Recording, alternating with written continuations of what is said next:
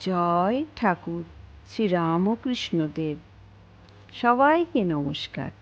আজ আমরা শুনব ঠাকুর রামকৃষ্ণদেবের অমৃত বাণী।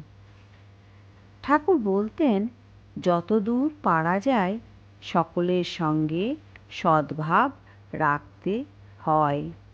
এই কথার মধ্যেই আছে মানব ধর্মের গভীর আহ্বান।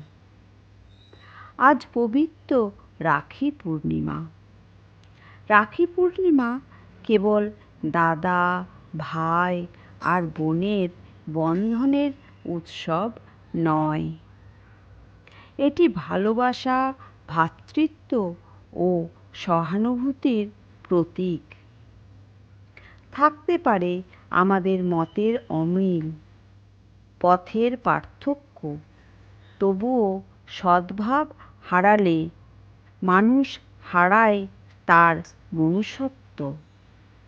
শ্রীরামকৃষ্ণদেব বলতেন, সবার সঙ্গে মিষ্টি ভাষায় কথা বলো, কারো মনে ব্যথা দিও না। জয় ঠাকুর রামকৃষ্ণদেব।